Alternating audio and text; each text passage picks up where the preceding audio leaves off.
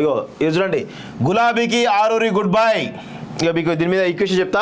బీజేపీలో చేరిన వర్ధనపేట మాజీ ఎమ్మెల్యే వరంగల్ పార్లమెంట్ అభ్యర్థిగా అవకాశం, ఫలించని కేటీఆర్ ప్రయత్నం, వరంగల్ బీఆర్ఎస్కు భారీ షాక్.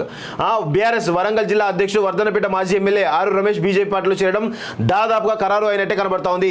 2 రోజుల్లో ఆయన గులాబీ పార్టీకి గుడ్ బై చెప్పి బీజేపీ కండో కప్పుకున్నట్టు సమాచారం. అసెంబ్లీ ఎన్నికల ఫలితాల అనంతరం ఆరూరి గులాబీ అధిష్టానానికి దూరంగా ఉంటున్నారు. ఈ క్రమంలోనే బీజేపీ నుంచి ఆయనకు ఆహ్వానం అందినట్లుగా తెలుస్తోంది. దాదాపు నెలన్నర క్రితమే ఆయన బీజేపీలో చేరబోతున్నట్లుగా ఈ కథనాలు వెలువడిన తర్వాత తాను పార్టీ మారే ప్రసక్తే లేదని రమేష్ స్పష్టం చేశారు. అయితే ఆ తర్వాత కూడా ఆయన పార్టీ నేతలతో మీటింగ్ నిర్వహిస్తూ వస్తున్నారు. ఆరూరి పార్టీ మారబోతున్నట్లు స్పష్టమైన సమాచారం తెలుసుకున్న మాజీ మంత్రి కేటీఆర్ హరీష్ రావులు బుజ్జయించే ప్రయత్నం చేశారు.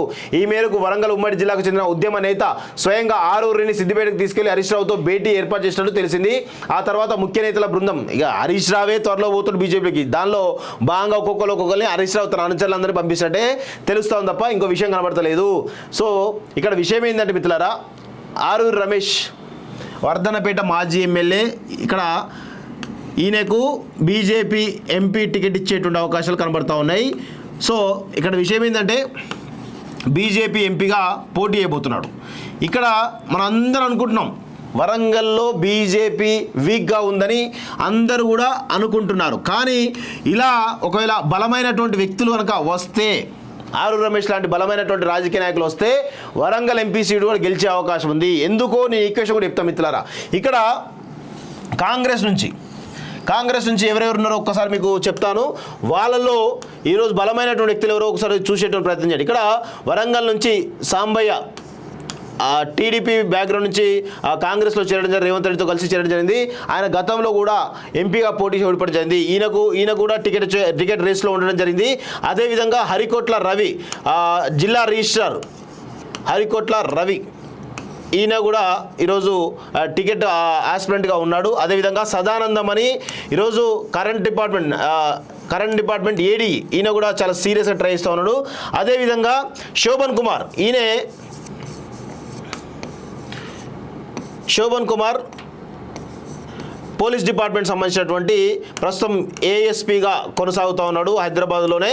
సో ఈయన గతంలో ఎస్ఐ నుంచి ఏఎస్పీ స్థాయి వరకు ఎదగడం జరిగింది. వాస్తవంగా ఎస్ఐ నుంచి సిఐ, అదేవిధంగా డిఎస్పీ, అదేవిధంగా ఏఎస్పీగా చాలా పోస్టులు కూడా ఆయన వరంగల్ జిల్లాలోని అన్ని నియోజకవర్గాల్లో పనిచేయడం జరిగింది. అక్కడ ఉన్నటువంటి అన్ని నియోజకవర్గాల్లో కూడా ఆయనకు చాలా సత్సంబంధాలు కూడా ఉండడం జరిగింది వాస్తవంగా. సో దీనిలో భాగంగా ఇంకా పరమేశ్వర్ ఆయన కూడా ఒక అతను కూడా ఉండడం జరిగింది, రామగల్ల పరమేశ్వర్, ఆయన కూడా ట్రై చేస్తున్నాడు. సో వీళ్ళల్లో కనుక ఇక్కడ హరికోట్ల రవి జిల్లా రిజిస్టర్గా ఉన్నాడు, సదానందం ఏడీగా ఉన్నాడు, శోభన్ కుమార్ ఏఎస్పీగా ఉన్నారు, పరమేశ్వర్ ప్రస్తుతం గతంలో కూడా బీఆర్ఎస్ నుంచి ఎంపీగా గతంలో పోటీ చేయడం జరిగింది వాస్తవంగా. సో సాంబయ్య ఏమో టీడీపీ బ్యాక్గ్రౌండ్ కాబట్టి ఈయనకు కొంత పార్టీలో ఎక్కువ మద్దతు ఉన్నట్టు మనకు తెలుస్తోంది. ఈయనకే టికెట్ వచ్చే అవకాశాలు కూడా ఉన్నట్టు తెలుస్తోంది. హరికోట్ల రవి మాల సామాజిక వర్గం, సో ఆయనకు కొంత వస్తుందా రాదా అనేటువంటి ఒక మల్ల గులాలు అయితే తెలుస్తూ ఉంది. సో సదానందం ఏడీగా ఉన్నాడు. సో కరెంట్ డిపార్ట్మెంట్లో ఉన్నటువంటి అన్ని సంఘాలు కూడా ఈరోజు సీఎం రేవంత్ రెడ్డి విజ్ఞప్తి చేస్తూ ఉన్నాయి. మరి ఆయన కూడా కొంత పట్టున్నట్టు తెలుస్తూ ఉంది. అదేవిధంగా శోభన్ కుమార్ కూడా ఈరోజు భారీ ఎత్తున ఆయన కూడా అన్ని నియోజకవర్గాల్లో కూడా పట్టు కూడా ఉండడం జరిగింది వాస్తవంగా. సో దీనిలో భాగంగా సాంబయ్యకి ఇస్తే కనుక ఖచ్చితంగా ఇక్కడ ఆరూరి రమేష్కి మాత్రం ఖచ్చితంగా గెలుపు అవకాశాలు బలంగా ఉండే అవకాశాలు అయితే కనబడతా ఉన్నాయి. ఎందుకంటే గతంలో ఆయన సాంబయ్య ఆల్రెడీ పలుమార్లు పోటీ చేయడం జరిగింది, పోటీ చేసి ఓడిపోవడం జరిగింది. కాబట్టి ప్రజల్లో కొంత మేర మరి ఆయన పైన సానుభూతి లేనట్టుగానే మనకైతే తెలుస్తూ ఉంది.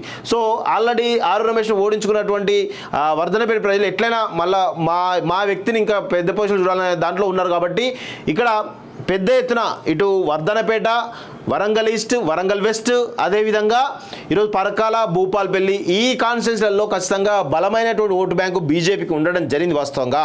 సో దాంతో కొంత ఆరూరి రమేష్కి అయితే గెలుపు అవకాశాలు కూడా బలంగా ఉన్నట్టు తెలుస్తుంది. ఇంకొక విషయం ఏంటంటే బీఆర్ఎస్ నుంచి కడియం కావ్య ఈరోజు పోటీ చేసే అవకాశాలు కనబడుతూ ఉన్నాయి. కాబట్టి ఇక్కడ విషయం ఏంటంటే కడియం కావ్య అంటే జనరల్గా వీళ్ళు కనుక వేరే పార్టీ నుంచి పోటీ చేస్తే కాంగ్రెస్ నుంచో లేకపోతే బీజేపీ నుంచి పోటీ చేస్తే గెలుస్తారు. కానీ ఇక్కడ బీఆర్ఎస్ కాబట్టే బీఆర్ఎస్ మీద ప్రజల్లో ఎటువంటి సానుభూతి లేదు కాబట్టి వాళ్ళు ఓడిపోయే అవకాశం అయితే కనబడుతూ ఉంది. సో మొత్తానికి ఆరూరి రమేష్కి మళ్ళీ తన పునర్వైభవం వచ్చేటువంటి అవకాశం అయితే కనబడుతూ ఉన్నాయి.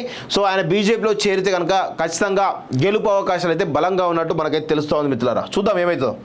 ఈ హోమ్స్ ఇన్ఫ్రా సంస్థ సొల్లేరు విలేజ్, యాదాద్రి భువనగిరి డిస్ట్రిక్ట్, లక్ష్మీ నరసింహస్వామి ఆశీస్సులతో మా కస్టమర్లకు అందుబాటు ధరలోనే ఈ అద్భుతమైన ప్రాజెక్ట్ ని మీ ముందుకు తీసుకువచ్చా. మా ఈ ప్రాజెక్టులో ఇండిపెండెంట్ హౌసెస్ కట్టుకోవడానికి ఓపెన్ ప్లాట్స్ కలవు. హౌస్ ఎలివేషన్ ఈ విధంగా ఎక్సలెంట్ గా ఉండబోతోంది. ఈ అద్భుతమైన అవకాశాన్ని సద్వినియోగం చేసుకోగలరు.